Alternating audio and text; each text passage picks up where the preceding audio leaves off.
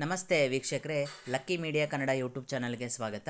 ವೀಕ್ಷಕರೇ, ಇಂದು ನಾವು ಚಿಕ್ಕೋಡಿ ಲೋಕಸಭಾ ಕ್ಷೇತ್ರದ ಬಗ್ಗೆ ತಿಳಿತಾ ಹೋಗೋಣ ಸ್ನೇಹಿತರೆ. ಚಿಕ್ಕೋಡಿ ಲೋಕಸಭಾ ಕ್ಷೇತ್ರನೂ ಕೂಡ ಒಂದು ರೀತಿ ಇರ್ತಕ್ಕಂಥ ಕರ್ನಾಟಕ 28 ಲೋಕಸಭಾ ಕ್ಷೇತ್ರಗಳಲ್ಲಿ ಒಂದು ಪ್ರತಿಷ್ಠೆಯ ಕಣವಾಗಿ ರಂಗೇರಿದೆ ಸ್ನೇಹಿತರೆ. ಈ ಬಾರಿ ಚಿಕ್ಕೋಡಿ ಲೋಕಸಭಾ ಕ್ಷೇತ್ರ ಅಂತಕ್ಕಂಥದ್ದು ಕೆಲವು ಫ್ಯಾಮಿಲಿಗಳ ಒಂದು ರೀತಿಯಾಗಿರ್ತಕ್ಕಂತಹ ಪ್ರತಿಷ್ಠೆಯ ಪಣ ಅಂತ ಹೇಳಿದ್ರು ಕೂಡ ತಪ್ಪಾಗಲಾರ್ದು. ಚಿಕ್ಕೋಡಿ ಲೋಕಸಭಾ ಕ್ಷೇತ್ರ ಅನ್ನೋದು ತನ್ನದೇ ಆಗಿರ್ತಕ್ಕಂಥ ಇತಿಹಾಸನ ಹೊಂದಿದೆ.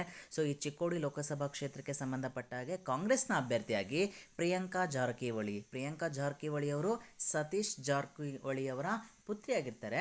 ಅದರಿಂದ ಈ ಒಂದು ರೀತಿಯಾಗಿರ್ತಕ್ಕಂಥ ಚಿಕ್ಕೋಡಿ ಲೋಕಸಭಾ ಕ್ಷೇತ್ರ ಅನ್ನುವಂಥದ್ದು ರಂಗೇರಿದೆ ಅಂತ ಹೇಳ್ಬೋದು ಚುನಾವಣಾ ಕಣದಲ್ಲಿ ಅನ್ನುವಂಥದ್ದು.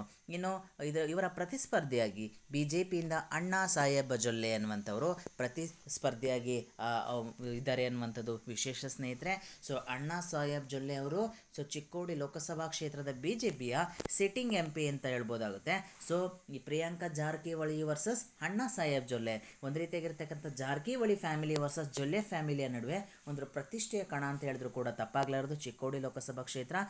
ಈ ಒಂದು ಚಿಕ್ಕೋಡಿ ಲೋಕಸಭಾ ಕ್ಷೇತ್ರದಲ್ಲಿ ಫ್ಯಾಮಿಲಿ ವಾರ್ ಅಂತ ಹೇಳ್ತಾ ಈ ಫ್ಯಾಮಿಲಿ ವಾರ್ನಲ್ಲಿ ಯಾರು ಗೆಲುವಿನ ಸನಿಹಕ್ಕೆ ಇದ್ದಾರೆ ಅನ್ನುವಂಥದ್ದನ್ನ ನೋಡಬೇಕಾಗುತ್ತೆ ಸ್ನೇಹಿತರೆ.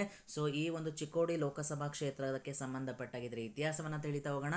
ಅಲ್ಲಿ ಯಾರ ಸ್ಟ್ರೆಂತ್ ಹೆಂಗಿದೆ ಅಥವಾ ವೀಕ್ನೆಸ್ ಹೇಗಿದೆ ಅನ್ನುವಂಥದ್ದನ್ನು ಕೂಡ ತಿಳಿತಾ ಹೋಗೋಣ. ಅದರಲ್ಲಿ ಪ್ರಸ್ತುತ ಟ್ರೆಂಡಿಂಗ್ ಪ್ರಕಾರ ಯಾರು ಗೆಲುವಿನ ಸನಿಹಕ್ಕೆ ಇದ್ದಾರೆ ಅನ್ನುವಂಥದ್ದನ್ನು ಕೂಡ ತಿಳಿತಾ ಹೋಗೋಣ ಸ್ನೇಹಿತರೆ ಈ ವಿಡಿಯೋ ಅದಲ್ಲಿ ಅಂತ ಹೇಳ್ತಾ. ಯಾರಿನ್ನೂ ಲಕ್ಕಿ ಮೀಡಿಯಾ ಕನ್ನಡ ಯೂಟ್ಯೂಬ್ ಚಾನಲ್ನ ಸಬ್ಸ್ಕ್ರೈಬ್ ಮಾಡಿಲ್ಲ, ದಯವಿಟ್ಟು ಸಬ್ಸ್ಕ್ರೈಬ್ ಮಾಡಿ, ಶೇರ್ ಮಾಡಿ, ಲೈಕ್ ಮಾಡಿ ಗೆಳೆಯರೆ. ಬನ್ನಿ ಸ್ನೇಹಿತರೆ, ನೋಡ್ತಾ ಹೋಗೋಣ.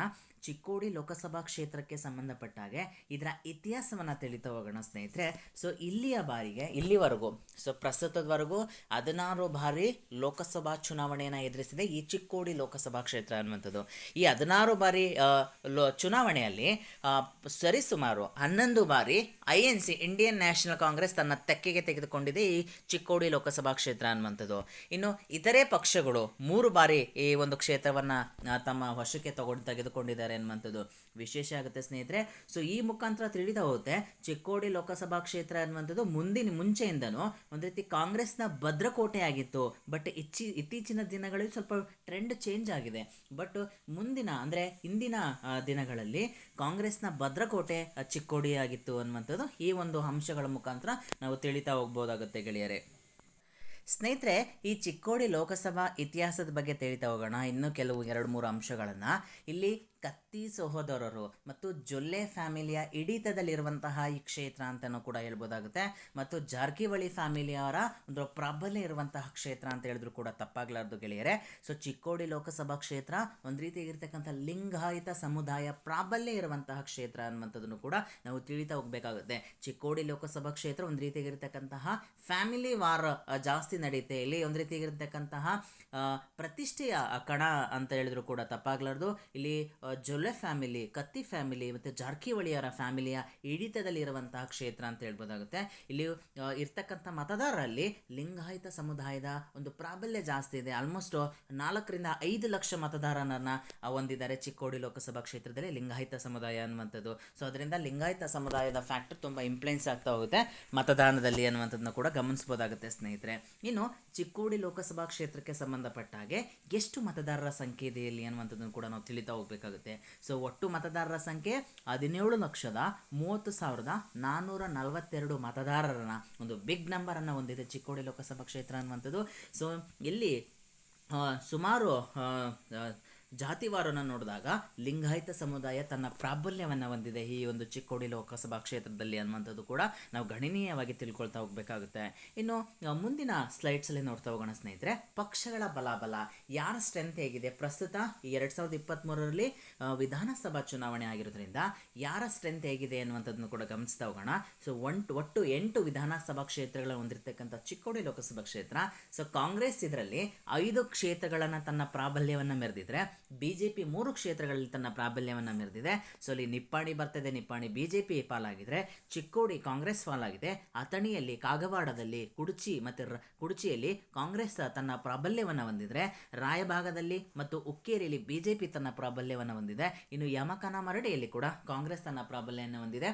ಯಮಕನ ಮರಡಿಯ ವಿಧಾನಸಭಾ ಕ್ಷೇತ್ರವನ್ನು ಅದನ್ನ ಪ್ರತಿನಿಧಿಸ್ತಾ ಇರ್ತಕ್ಕಂತಹ ಸತೀಶ್ ಜಾರಕಿಹೊಳಿ ಅವರ ಪುತ್ರಿನೇ ಪ್ರಿಯಾಂಕಾ ಜಾರಕಿಹೊಳಿ ಒಂದು ಲೋಕಸಭಾ ಕ್ಷೇತ್ರದ ಒಂದು ರೀತಿಯಾಗಿರ್ತಕ್ಕಂತಹ ಪ್ರತಿಷ್ಠೆಯ ಕಣದಿಂದ ಕೂಡಿದೆ ಅಂತ ಹೇಳಿದ್ರು ಕೂಡ ತಪ್ಪಾಗಲಾರ್ದು ಗೆಳೆಯರೆ. ಸೊ ಅದರಿಂದ ಚಿಕ್ಕೋಡಿ ಲೋಕಸಭಾ ಕ್ಷೇತ್ರ ಅನ್ನುವಂಥದ್ದು ಒಂದು ರೀತಿಯಾಗಿರ್ತಕ್ಕಂಥ ಪ್ರತಿಷ್ಠೆಯ ಪಣವಾಗಿದೆ.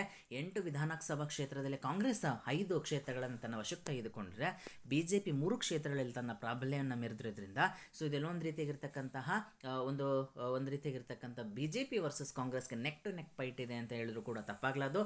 ಯಾಕಂದರೆ 2019ರಲ್ಲಿ ಪ್ರಕಾಶ್ ಹುಕ್ಕೇರಿಯ ಮುಂದೆ ಅಣ್ಣಾ ಸಾಹೇಬ್ ಜೊಲ್ಲೆ ಅವರು ಒಂದು ರೀತಿಯಾಗಿರ್ತಕ್ಕಂಥ 1,18,000 ಮತಗಳ ಅಂತರದಲ್ಲಿ ಒಂದು ಗೆಲುವನ್ನು ಸಾಧಿಸಿದ್ರು. ಅದರಿಂದ ಸೊ ಕಳೆದ ಬಾರಿ ಇದು BJP ತೆಕ್ಕೆಯಲ್ಲಿ ಇರುವಂತಹ ಕ್ಷೇತ್ರ ಆಗಿರೋದ್ರಿಂದ ಕಾಂಗ್ರೆಸ್ಗೆ ತುಂಬ ಟಫ್ ಫೈಟನ್ನು ಕೊಡ್ತಾ ಇದ್ದಾರೆ BJP ಅವರು ಅಂತ ಹೇಳ್ಬೋದು. ಬಟ್ BJPಗೆ ಇಲ್ಲಿರ್ತಕ್ಕಂತಹ ಭಾಗದ ನಾಯಕರಾಗಿರುವಂತಹ ಲಕ್ಷ್ಮಣ್ ಸವದಿ ಅವರು ಕಾಂಗ್ರೆಸ್ಗೆ ಸೇರ್ಪಡೆ ಆಗಿರೋದ್ರಿಂದ ಒಂದು ರೀತಿಯಾಗಿರ್ತಕ್ಕಂಥ ಕಾಂಗ್ರೆಸ್ಗೆ ಅದು ಬಲವನ್ನು ತುಂಬ್ತಾ ಇದ್ದಾರೆ.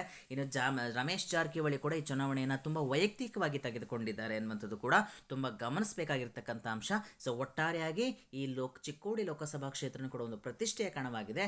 ಎಲ್ಲ ಒಂದು ಕಡೆ ಪ್ರಿಯಾಂಕಾ ಜಾರಕಿಹೊಳಿ ಮತ್ತು ಅಣ್ಣಾ ಸಾಹೇಬ್ ಜೊಲ್ಲೆ ಅವರ ನಡುವೆ ಪ್ರತಿಷ್ಠೆಯ ಕಣ ಕೂಡಿರೋದ್ರಿಂದ ಎಲ್ಲ ಒಂದು ಕಡೆ ಪ್ರಿಯಾಂಕಾ ಜಾರಕಿಹೊಳಿ ಅವರಿಗೆ ಈ ಒಂದು ಕ್ಷೇತ್ರ ಗೆಲುವಿನ ನಗೆಯನ್ನು ಕೊಡ್ತಾ ಇದೆ. ಎಲ್ಲ ಒಂದು ಕಡೆ ಕಾಂಗ್ರೆಸ್ಗೆ ಫೇವರ್ ಇರುವಂಥ ಕ್ಷೇತ್ರ ಅಂತ ಹೇಳಿದ್ರು ಕೂಡ ತಪ್ಪಾಗಲಾರ್ದು ರೀಸೆಂಟಾಗಿ ಆಗಿರ್ತಕ್ಕಂಥ ಡೆವಲಪ್ಮೆಂಟ್ನ ಪ್ರಕಾರ. ಅದರಿಂದ ಬೆಳಗಾವಿ ಸೊ ಚಿಕ್ಕೋಡಿ ಲೋಕಸಭಾ ಕ್ಷೇತ್ರ ಕಾಂಗ್ರೆಸ್ ತೆಕ್ಕೆಗೆ ಸೇರುವಂಥ ಅವಕಾಶ ಇದೆ. ಸೊ ಎಲ್ಲೋ ಒಂದು ಕಡೆ ಕಾಂಗ್ರೆಸ್ ಗೆಲುವಿನ ನಗೆ ಬೀರುವಂಥದ್ದು ಇಲ್ಲಿ ಕಾಣಿಸಿಗ್ತಾ ಇದೆ ಸ್ನೇಹಿತರೆ. ಸೊ ಯಾರೆಲ್ಲ ಈ ವಿಡಿಯೋ ನೋಡಿದ್ರೆ ಅವರಿಗೆ ಧನ್ಯವಾದಗಳು ಹೇಳ್ತೀನಿ. ಸೊ ಯಾರು ಇನ್ನೂ lucky media Kannada YouTube channel subscribe ಮಾಡಿಲ್ಲ, ದಯವಿಟ್ಟು ಸಬ್ಸ್ಕ್ರೈಬ್ ಮಾಡಿ, ಶೇರ್ ಮಾಡಿ, ಲೈಕ್ ಮಾಡಿ, ಸಪೋರ್ಟ್ ಮಾಡಿ ಗೆಳೆಯರೆ.